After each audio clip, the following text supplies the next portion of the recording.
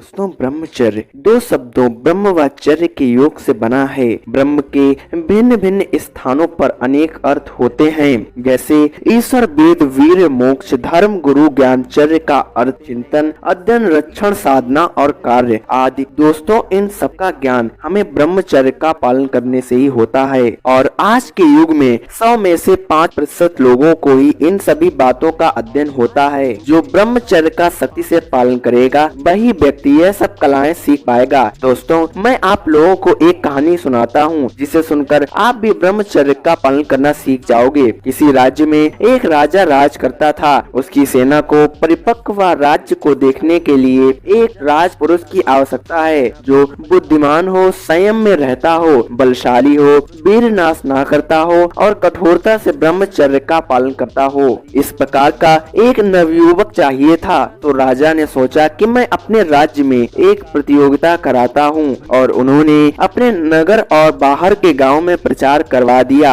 और फिर प्रतियोगिता वाला दिन आ गया। उस दिन प्रतियोगिता में लाखों की संख्या में प्रतियोगी आए हुए थे। राजा ने प्रतियोगिता के लिए एक अलग राजमहल बनवाया था, जिसमें राज दरबार में रखी जाने वाली सारी वस्तुएं उपस्थित थीं और साथ में सुंदर लड़कियां भी उपस्थित थीं। फिर राजा ने प्रतियोगिता शुरू होने से पहले ऐलान किया, जो सबसे कीमती वस्तु राजा के सामने लाएगा उसे ही राजपुरुष घोषित किया जाएगा। और फिर राजा इतना कहकर चले गए और फिर वहाँ पर सब कीमती वस्तुएं खोजने में लग गए। राजा के पास कोई हीरे जवाहरात लाता तो कोई कुछ, और उनमें से 90% लोग तो सुंदर स्त्रियां ही लेकर आ रहे थे, क्योंकि उनके लिए तो वह ही सबसे मूल्यवान वस्तु थी। सब अपनी क्षमता और पसंद के अनुसार चीजों को लेकर जा रहे थे। और तभी वहाँ पर एक नवयुवक राजा के सामने उपस्थित हुआ, जिसके पास कुछ भी नहीं था। वह खाली हाथ खड़ा था। उसकी आंखों में तेज था, चेहरे पर अलग ही आकर्षण था। अब सब उसकी तरफ ही देख रहे थे। फिर राजा ने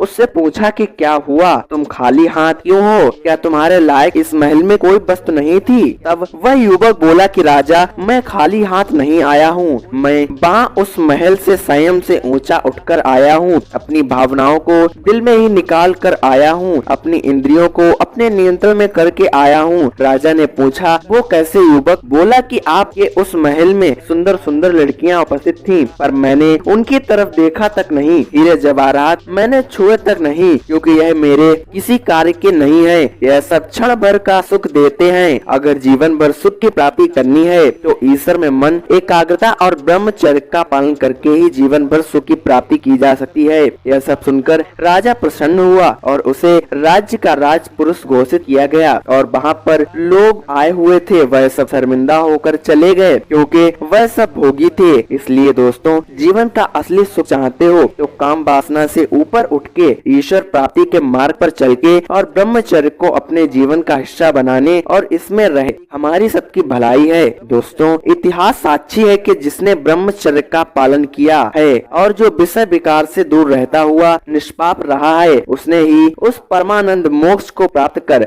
जन्म मरण से मुक्ति पाई है। जैसे कि शंकराचार्य जी, भगवान बुद्ध, महावीर स्वामी, स्वामी दयानंद, रामकृष्ण परमहंस जी, स्वामी विवेकानंद, जयमल सिंह जी आदि। ये सभी आत्माएं विषय विकार से दूर थीं और निष्पाप थीं। अर्थात जो विषय विकार व पाप में लिप्त है वह ब्रह्मचारी हो ही नहीं सकता, क्योंकि जिस समय वह विषय विकार व पाप से ग्रस्त होगा उस समय वह ब्रह्म से दूर होगा या उसे भूला हुआ होगा। दोस्तों, आप अपना जितना दिमाग इस काम वासना में लगाते हो, अगर उतना ही अपने तन मन को ईश्वर की प्राप्ति या अपने लक्ष्य पर समर्पित करते हो, तो आप भी इन महान व्यक्तियों में सम्मिलित हो जाओगे, जिन्होंने ब्रह्मचर्य के कारण मोक्ष की प्राप्ति कर ली। तो दोस्तों, आप भी अपने जीवन में ब्रह्मचर्य का सख्ती से पालन करने का संकल्प लें और भगवत प्राप्ति में मन लगाएं। दोस्तों, मैं आपको सिर्फ एक दिशा निर्देश व ज्ञान की प्राप्ति करा सकता हूँ। इसका पालन करना आपके हाथ में है। और दोस्तों, मैं आप लोगों को ऐसी वीडियोस के माध्यम से मोटिवेट करता रहूंगा, आपकी समस्याओं का जहाँ तक हो निवारण करता रहूंगा। इसलिए आप मेरे चैनल को सब्सक्राइब करें और वीडियो अगर अच्छी लगी हो तो लाइक करना मत भूलिएगा। मिलते हैं